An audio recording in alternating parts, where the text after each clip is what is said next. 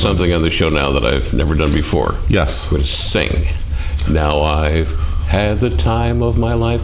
Boy, that was bad. That's why I play songs. Anyway, that has to do with Dirty Dancing. And a Saratoga Polo costume is Dirty Dancing.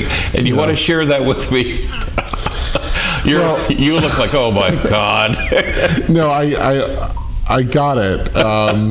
But anyway, and you have had the idea of us playing that song for halftime. But would you explain what that is, seriously? Well, it actually is one of the most fun parts of a match, and it's also one of the most necessary. Okay. Which is a polo match is 7.5 minute chukkers. Right. Periods are called chukkers. At halftime, we invite all the fans out onto the field to stomp divots. And the joke from Pretty Woman, when Richard Gere tells Julia Roberts to go out and stomp divots, the warning is not to stomp on a steaming divot. But what happens is, polo is an amazing sport. Right.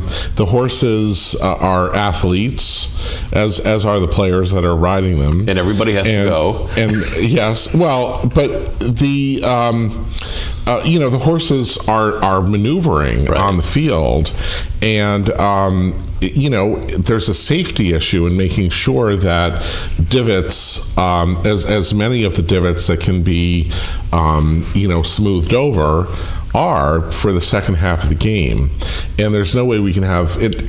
Typically, the day after a polo match, we'll have a field crew of about 15 people out there for an entire day, replacing all the divots and getting the field ready for the next match. It's almost like you'd need a Zamboni. It was that kind of equivalent. Yes, but it's really a very intensive manual labor job, because the field has to be safe for the players and for the horses. So now the horses. I'm sorry. Go ahead. So everyone comes out and stomps the divots at halftime, and that's what gets us through the match. It would be very difficult to play a match if the fans, they play a very important role in helping prepare the field for the second half of the game.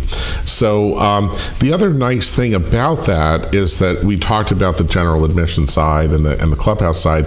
Everyone comes together at halftime and is out in the field together. So it's always one of my favorite times when you really get to see the diversity of people that are there. There are young children. There are kids. There are three generations enjoying polo together. It's that kind of accessible sport. So this idea that, yes, we have celebrities who play at Saratoga Polo. We've had other people that of prominence that have played, but we also have local folks who own a farm and a couple of horses who enjoy playing as well. So we have that on the player side, and we have that on the fan side. So it's a very nice time.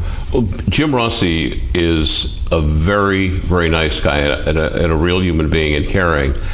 And one of the things that's fascinating about Saratoga Polo, I learned that many of the horses that play polo are really up there in years. But also, too, the thing I've learned, one of the biggest problems in this country, and I don't know why, is animal abuse. And Jim Rossi, you've been leading the charge to make sure that these horses and animals in general are not abused. And Susan Wagner of Equine Advocates down in Chatham speaks very, very highly of you and what you're doing. You want to talk about that a little bit? Well, I think all of us who are involved in equestrian sports, and I'm involved, I'm a co-owner of a polo club, but I haven't ridden a horse since I was 9 years old. So, but I do absolutely enjoy and appreciate equestrian sports. But there's a real responsibility that comes with that. And like I said before, the horses on the field are incredible athletes. And they have feelings. Yes, but they're also great athletes, and we were just talking about stomping the divots. That's part of the safety involved in the sport. That you don't have issues with the field that might turn an ankle or whatever. But it's also important to understand, the lifespan of a career, just like, the lifespan of an athlete, and the horses are athletes, and to respect what happens in their retirement.